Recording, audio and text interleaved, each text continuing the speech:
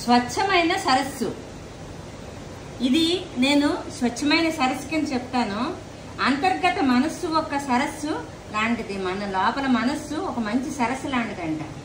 ఎంత నీరు తీసుకున్నా మళ్ళీ ఊరుతుంది. చూసారా, ఇక్కడ నేను ఫిల్టర్లో నేను ఎంత నీళ్ళు వాడినా మళ్ళీ ఫిల్టర్ అయి వస్తుంది అనమాట. అయితే తీయకుండా వాడకుండా ఉంచేస్తే అంత కలుషితంగా, అంటే ఇలా కలుషితంగా వాడడం లాగా ఉండిపోద్ది. అప్పుడే అయితే స్వచ్ఛంగా ఉంటుంది. అంతేకాదు అంతర్గత మనస్సు అల్లావుద్దీన్ అద్భుత దీపం. అల్లావుద్దీన్ అద్భుత దీపం కదా, అందరికీ తెలిసిందే. లాగే మనం ఏం కావాలంటే అదే సరస్సులో నుంచి తీసుకోవచ్చు. అయితే అక్కడ మనం కోరే కోరికలు బట్టి ఉంటుంది. మంచి విషయాలను ఆలోచిస్తే మంచిగా దొరుకుతుంది, బయటకు వస్తుంది. అదే చెడ్డ విషయాలే కానీ ఆలోచించామనుకోండి చెడ్డే వస్తుంది అనమాట. ఈ మనస్సులోకి నీళ్లు ఎలా వస్తాయి? వర్షం ద్వారా. మనస్సులోకి నీళ్లు అంటే మంచి చెడ. ఇప్పుడు ఈ సరస్సులోకి ఎలా నీళ్ళు వచ్చాయి? వర్షంతోనే. ఎలాగా? వర్షం పడుతుంది, వర్షం పడితే భూమిలోకి వెళ్తుంది, భూమిలోకి వెళ్తే బోర్లోకి వస్తుంది, బోర్లో నుంచి మనం మోటార్ వేస్తే ట్యాంక్లోకి వెళ్తుంది, ట్యాంక్లో నుంచి ఫిల్టర్ ఇక్కడికి వస్తుంది, దాని తర్వాత అది దీని తాలూకా.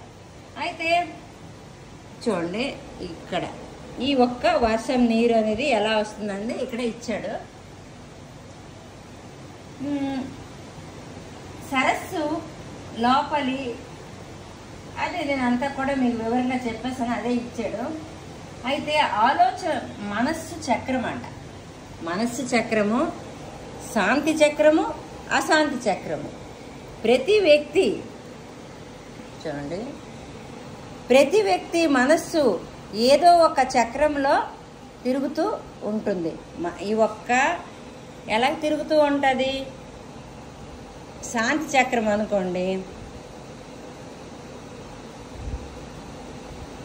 మంచి పనులు, మంచి ఫలితాలు, ఆనందము, తృప్తి, మనస్సులోనే మంచి ఆలోచనలు శాంతి చక్రము. అశాంతి చక్రము చెడ్డ పనులు, చెడ్డ ఫలితాలు, బాధ, అసంతృప్తి, మనస్సులోన చెడ్డ ఆలోచనలు. ఇప్పుడు పాకిస్తాన్ అంటే ఇప్పుడు ఏదని యుద్ధం ఇవాళ ఇలాంటివన్నీ అవుతున్నాయి కదా. ఎలాగా? ఆ యుద్ధాలు మనం శాంతి చక్రము, అశాంతి చక్రము. మనం శాంతి మార్గాన్ని వెళ్ళాలంటే మాటలతోనూ దేనితోనూ చేసుకోవచ్చు. అప్పుడు మంచి పనులు చేయాలి, మంచి ఫలితాలు వస్తే ఆనందం, తృప్తి కూడా వస్తుంది. అదే అశాంతి చక్రము ఇలాగా ఒకరితో గొడవలు ఆడుకోవడము, ఇది చేయడము ఏమవుతుంది? చెడ్డ పనులు, చెడ్డ ఫలితాలు, బాధ, అసంతృప్తి కూడా వస్తుంది. అయితే అంతర్గతంలో ఉన్న ఇష్టమైన విషయాల్ని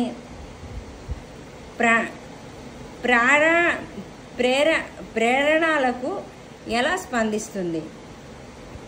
స్పష్టంగా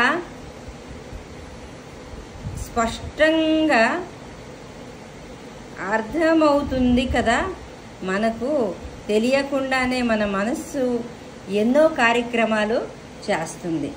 ఆ కార్యక్రమాలు మంచి పనులు చేస్తే మంచి ఫలితాలు, చెడ్డ పనులు చేస్తే చెడ్డ ఫలితాలు. అదే శాంతి చక్రము, అశాంతి చక్రం. ఇంతటితో సెలవు తీసుకున్నానండి. తప్పులుంటే మన్నించండి.